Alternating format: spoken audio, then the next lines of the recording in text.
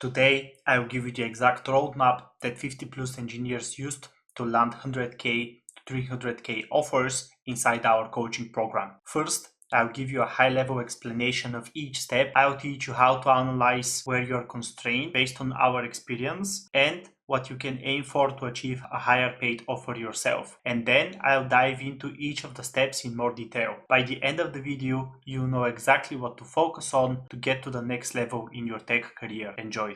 From our experience, we noticed there are three main components that we have to go through to get to really highly paid offers. The first step would be your positioning, which is also marketing, my system for generating interviews. The second step would be sales, or how well you sell yourself, how well you articulate yourself during the interviews. Also the behavioral side, like the imposter syndrome stuff, etc.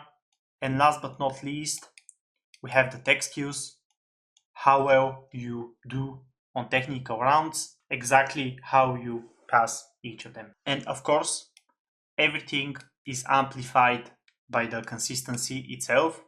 Even a bad strategy can yield you some results, but it's really important for you to stay consistent. Consistent effort is way better than no effort. So whatever system you have in place, if you don't do the daily actions, you'll not get any results. So the KPI that we essentially use inside our program is 2 to 5 interviews a week. From all of your efforts into positioning, marketing, system for generating interviews, you should at least have 2 to 5 interviews a week.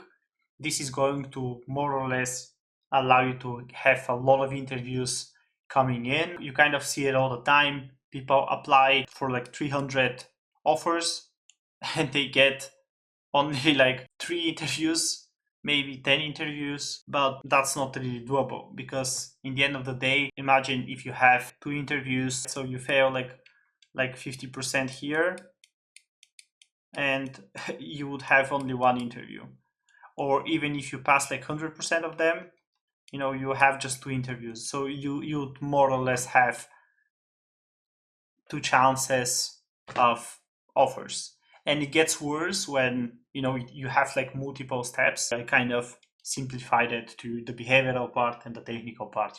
There is multiple tech interviews that you have to pass at some companies. There is multiple behavioral interviews that you have to pass. So the more interviews you get, essentially, the better your whole system would be. A lot of people don't put emphasis on this and they just focus on the tech skills.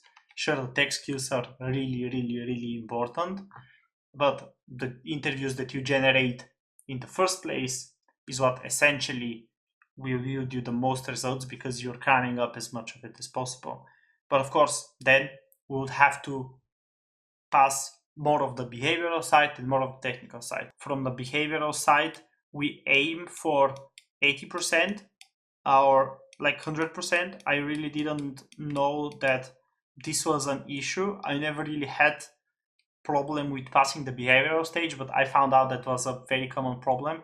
And sometimes people pass like 50% of them, or even like they think they passed them, they just went through them and they feel like they're okay, but they also get filtered later for like cultural fit, etc. Right? So generally aim for like at least 80%. There is like some margin for error. And for the technical interviews, honestly, I would generally aim for, getting 50% offers from all of the interviews that you have is generally the lower end of the KPI that we aim for. When I was interviewing myself, I used to get about like 80% of all interviews turned into offers. What this is going to allow you is to have a lot of offers on the board, so you can use that leverage to negotiate and therefore get in the best place possible. If you are anywhere below these KPIs, you know exactly like what to focus on. If you're not getting enough interviews, I would generally just focus on that. If you're not passing the behavioral stage, I would generally focus on that a lot more. And of course, if you're not getting any offers whatsoever, technical interviews. To just give you the importance again of the first 2 steps, because I feel like they're generally heavily unutilized. So when I was with 3.5 years of experience as like a mid plus like senior, I was earning more than my own technical mentor who had 5 or like 7 or like even like 10 years of experience more than me, and I was generally not as good as him, but I knew how to sell myself and I knew how to find really quality offers. That's like the biggest lever that you can actually pull, and you can get this done in weeks, honestly. So let's dive deeper into them. The first is having a lot of interviews on the board is going to massively change the way you view the market. Even in not a bad market, like my students are still getting a lot of interviews, even at top companies, even at small companies, whatever. What we do here is we just use LinkedIn. LinkedIn makes everything like super easy compared to like email, for example, and other types of like applications we barely apply in our program. We don't think that's a viable strategy in today's market, especially with all the AI. The application process seems very much broken. So for LinkedIn, what I would suggest you to do, just use my free guide for optimizing LinkedIn. It's generating killer results for everybody that I know has used it, and there's constantly people telling me how good it is. So if you don't know, just go to my like school community and go to the classroom tab. There is a free guide on how to optimize your resume, LinkedIn, just everything else. Like every each of these steps, there is that. So I would just highly suggest you to go and check this out. It's going to explain it way better than I do. But essentially, an optimized profile goes a long way. It's going to amplify all of our efforts going forward.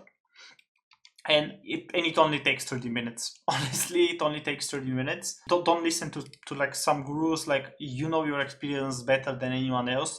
So you should optimize it around your experience and around your strengths. And alternatively, just book a call and we can see if you're a fit for the program as well. No hard pitch. What are the other actions rather than your profile? LinkedIn generally optimizes for 4 actions that are the most high leverage.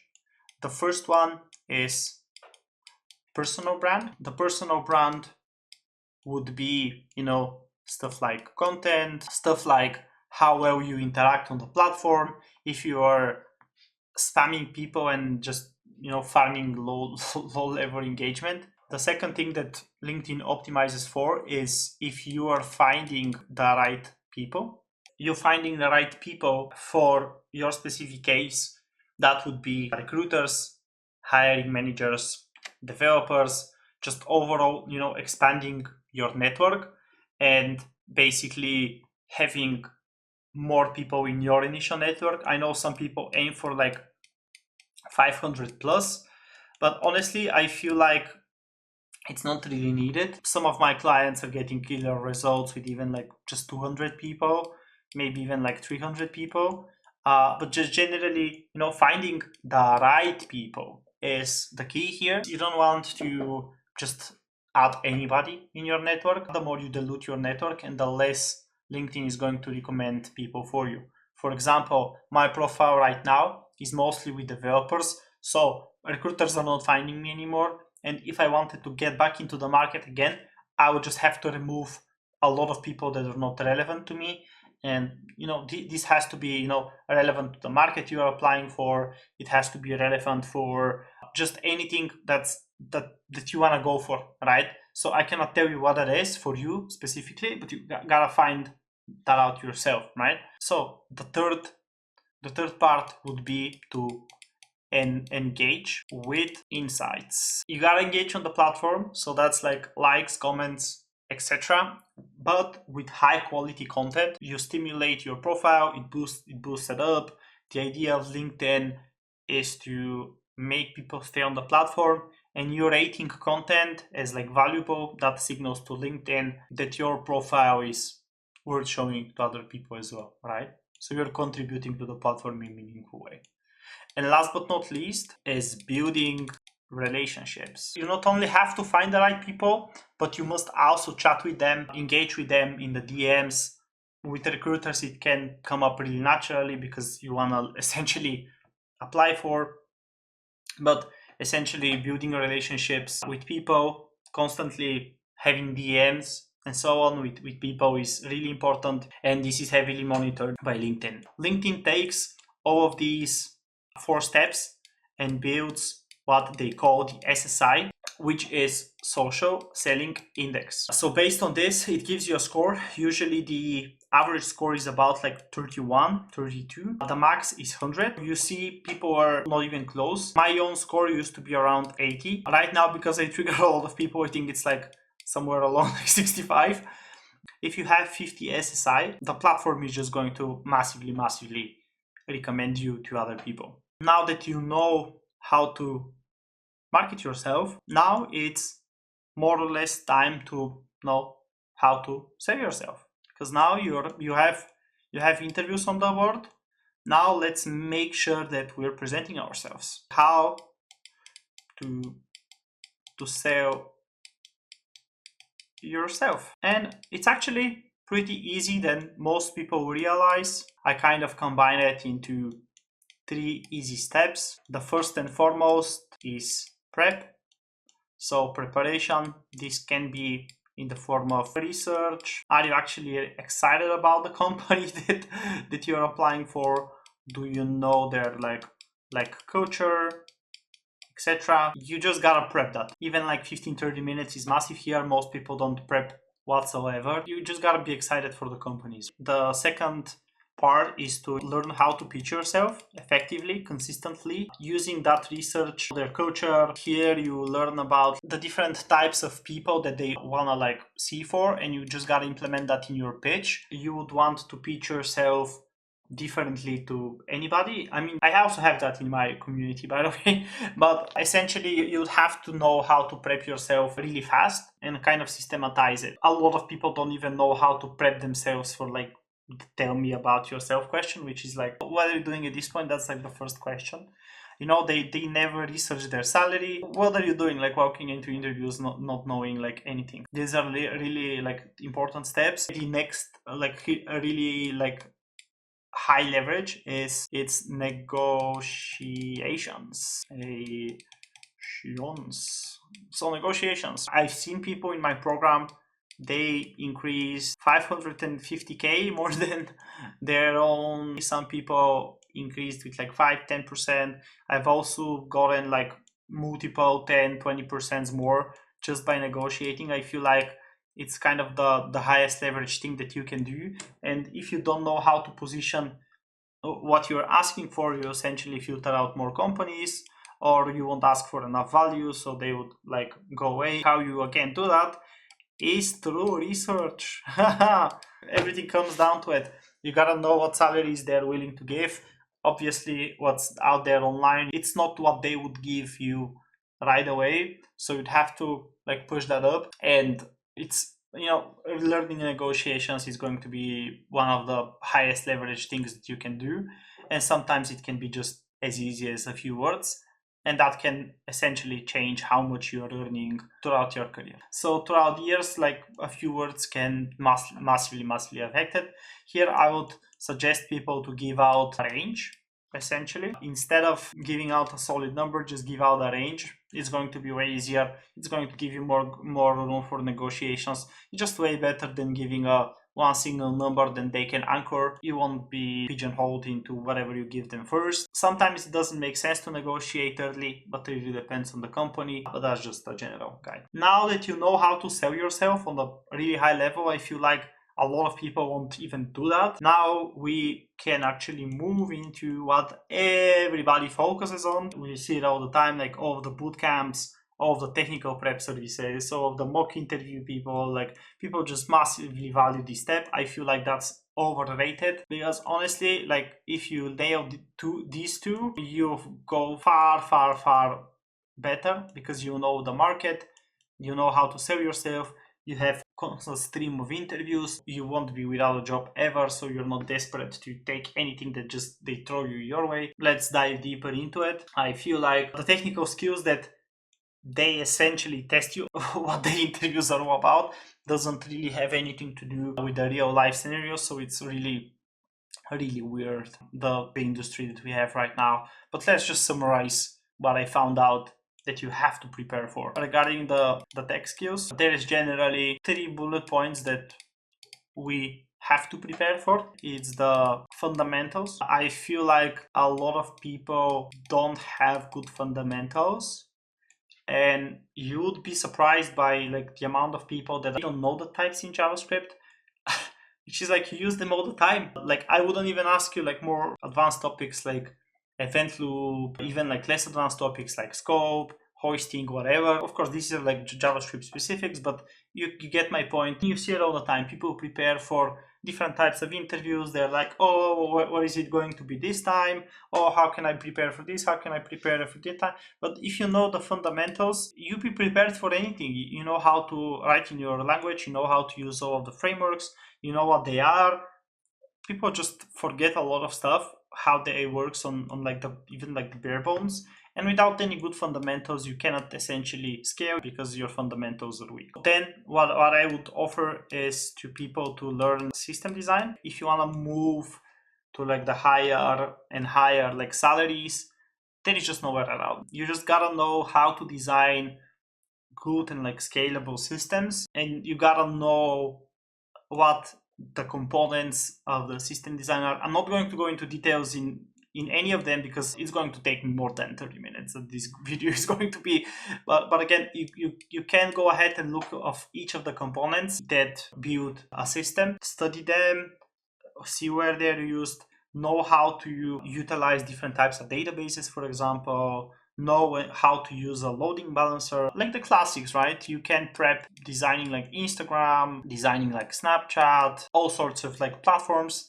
You can practice on that, but again, go back to the fundamentals of system design and learn those, and you'll be prepared for any interview. And then naturally your live coding will become that much better, and you essentially know how to sell yourself. Then you have better communication skills. I didn't really mention that, but you know, communicating is very, very important. So last but not least here is the DSA, which frankly I feel like is pretty useless. You know, people say, oh, about AI, this and that, but it's going to replace the DSA and the lead code stuff. There's no doubt. But again, this is still heavily needed, especially in the US market. There is people even in like the European market that are pushing it, and I feel like they are like the masses. But again, having the thinking of, you know, the algorithms and like how like stuff scales, like the time and space complexity, you know, the big, knowing that is, you know, pretty fundamental.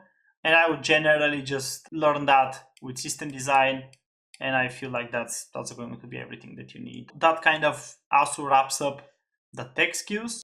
This will cover pretty much everything that you need to get there. There is amazing resources. There is like Neat Code, whatever. Our approach here of how we analyze each individual, I'm not really trying to pitch myself, but how I would do it with people, just to give you my process, maybe you get something out of it, is to just see again the KPIs, where we stand here, how many interviews are we getting, how many behavioral interviews are we passing, how many technical interviews are we passing.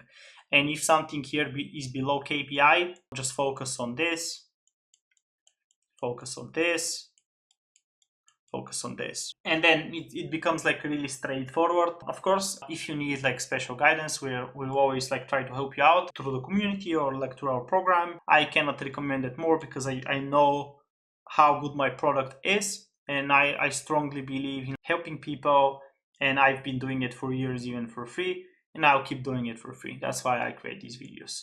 So hopefully you enjoyed this video. Hopefully you got a lot of value from it, and I'll be uploading more videos on each individual topic. And of course, if you want to work together, the link will be down in the description.